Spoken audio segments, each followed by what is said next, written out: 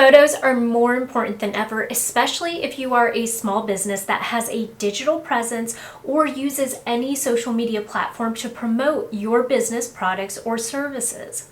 But let's be real honest with each other. While the gold standard is always going to be to hire a professional photographer to take branded photos, you may not be at a place in your business where you can invest the time or the money into scheduling a branded photo shoot, or it just may not be a priority for you at this time because you have other marketing initiatives prioritized.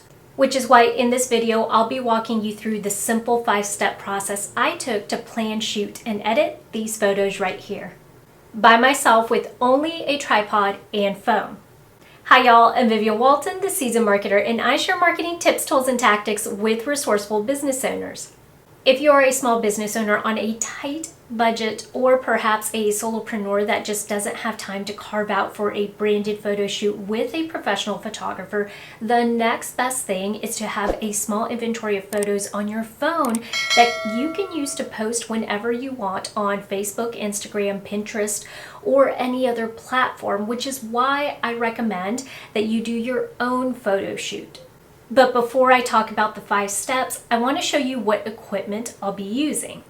I have a phone. My phone happens to be a Samsung Galaxy S21 5G, which I love because the camera quality on it is really good. Any iPhone or Android will work though. And of course, you want to use a phone with a decent camera. I have a tripod that is dual use for both cameras and also phones. This one I picked up on Amazon and is flexible as far as angles. You can find the same exact one at my Amazon store. I'll link it below in the description. And that is all for equipment. So let's talk planning. Step 1 in the 5-step process is to gather ideas. You can use any platform here that will give you a little inspiration. Facebook, TikTok, Instagram, Pinterest, those are just a few that are out there that you could easily browse through photos, and anytime you see one that you like, just go ahead and make either a mental note of it, screenshot it, or do what I've been doing on Instagram for the past couple weeks, which is saving the photos into a separate folder so that way I can go back and revisit them. My plan, and in turn your plan, should not be to copy this photo, but to draw inspiration from it. Take a look at the pose, look at the location, or perhaps even the aesthetic. Is there anything that you can draw from that and recreate and make your own? Step 2 is to plan your photos. Alright, so for this part of the process, I knew that it was going to be imperative for me to be extremely organized with my ideas, because otherwise I would drive out somewhere and take quick photos and instead spend an hour out there. So what I did is I created a photo shoot worksheet, which I have available for you to download. So if that's something that you think will help you to get organized, then definitely download it so that you can plan out your photo shoot. In this worksheet, what I've done is I actually have an area for photo idea, location, outfit, and how many shots I want to take in that particular location or for that particular photo idea. My hope is that by putting it on paper, it will, for one, give me a guide for when I physically go out there, and I'm not having to stop and think about how I want to shoot these photos. Instead, I should have a clear idea of what poses or what type of outfits I want to wear for that particular location. So I'm going to take a couple minutes here to fill out my sheet, and then I'm going to come back and show you what it looks like once it's complete. Included in this step, I'm going to pick out the outfits I'm going to wear for each photo. Additionally, this is your photo shoot, and whatever you say goes. If you find that you do better just taking a couple photos a day and you want to break it up into several days, then great. At least you have your ideas written down onto that worksheet, and you can use the worksheet as a to-do list or a checklist to really go through your ideas and get those photos taken. So no rush to get any of this done in one day or 1 hour, but if you're like me and you like just kind of batching some of your stuff and being able to do several of them in one sitting, that's what I'm going to do. So I'm going to get all of mine done hopefully within the next hour. Step 3, photographer. But Vivian, I thought you said we weren't hiring a photographer. We're not. So for this photo shoot, my photographer is going to be Mr. Samsung. Now, while it's easy to work with Mr. Samsung or Mr. iPhone, if that's what you have, there are a few things that we need to consider ahead of time before we actually go out to take our photos. First, I want to be sure that I take a few test shots on the phone as it is because I want to check the settings, and if there are any settings that I want to change, then I want to address that and get that done before I go out to the actual location. Secondly, I need to decide how I'm going to take multiple images. Let me explain. I want to use my outward facing camera for these images because I'm trying to get the highest quality of images that I can using my phone. Now, this makes logical sense if you think about the fact that the forward facing camera that I have if I'm doing a selfie is only one lens, and then if you notice on the back I have 3 lenses. So obviously using the outward facing camera is going to give me a much better quality image. But because I am using this outer facing camera, I need to figure out how I'm going to get these photos to take automatically because I do not have the assistance of another person there with me, and I am not taking selfies where I can actually take the picture myself.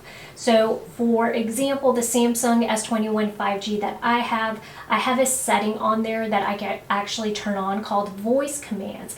Voice commands allows me to simply say shoot, and the camera will take the photo itself. So it prevents me from having to walk up, set a timer, hit the button, and then get to my location. It actually will do it on its own. But I'm going to couple it with 2 other settings on my phone. Timer, which allows me to set a timer anywhere from 2 seconds to 10 seconds. What that does is it's going to give me ample time from the time I say the word shoot to get ready in my pose because I don't want to be mid-sentence whenever the picture takes. The other setting I'm going to turn on is the shutter sound because the last thing I want is to sit there and say shoot and think that my photos are taking, but they're actually not, and then when I come back around to see what photos have been taken, there is nothing there. So what it does is this will allow that once the photo is taken, it actually creates that shutter sound so that I will know that the photo took successfully. So the 3 settings I have turned on are voice command, a timer, and then a shutter sound.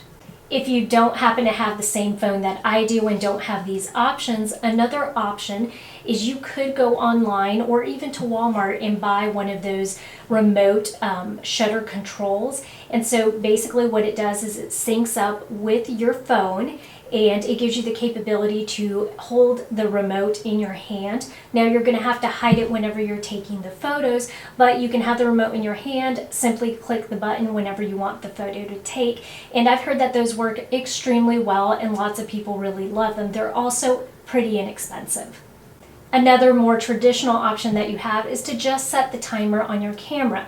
Most timers will allow you to set them anywhere from 2 seconds to 10 seconds, which will allow you enough time to actually get in your spot and strike your pose and be ready for the photo to take. So that's another option that you have. Or the last option you have, and the one that I am probably the most excited to try because my camera actually happens to shoot 8K video, which is very good resolution. I can turn on my video setting and basically just shoot a video stream of me in several different poses. And then I could go in and take snapshots from the video and use that as my photo. Step 4, go out and take your photos. All right, so let's go. All right, so I'm at the first location. If you notice, it's very nice out here. This happens to be literally in my backyard, so I'm a little lucky in that sense. But I have my handy dandy tripod here, my phone, my settings are all good to go.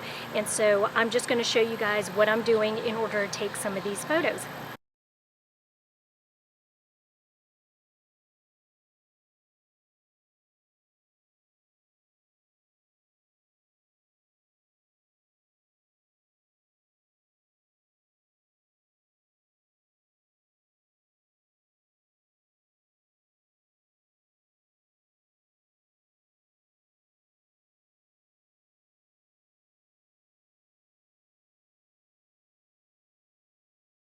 Okay, as you can tell, we are at the second location. I did a quick outfit change.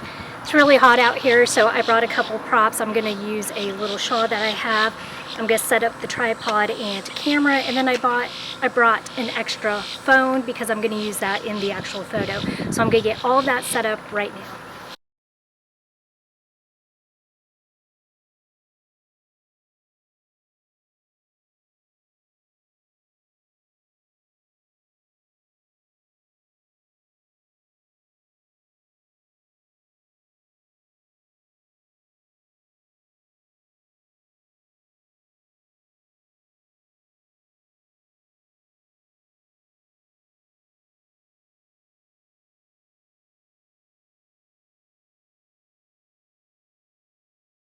Okay, I'm at my third location. This is actually an elementary school that is right down the street from my house.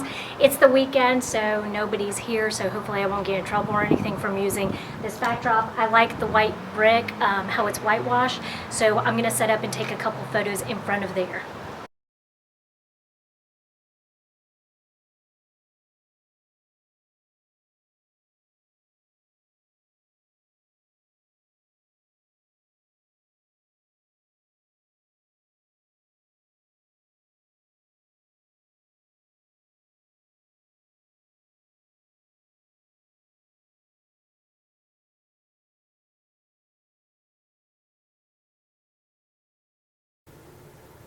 Step 5, select and edit.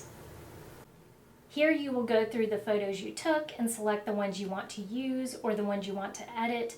You could do the traditional editing that is available on your phone, brightness, saturation, etc., or you can use a preset if you have one purchased.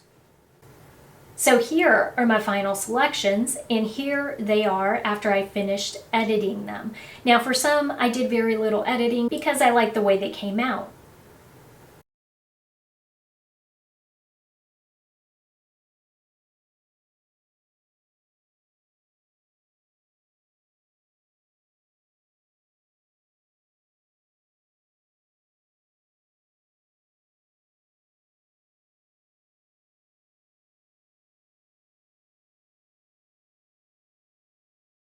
If you aren't at the point where you want to invest, or perhaps at this time you simply can't, into a branded photo shoot, this simple 5-step process should help you to create some high quality images that you can share with your audience on any social media platform. If you like this video, remember that every week I release a new marketing video just like this that could help you save time and money when it comes to marketing your business. Don't forget that I have a website at www.theseasonedmarketer.com where I have a couple freebies for you to download today, so go check that out. Thanks again for tuning in. I'll catch you guys next week, same time and place.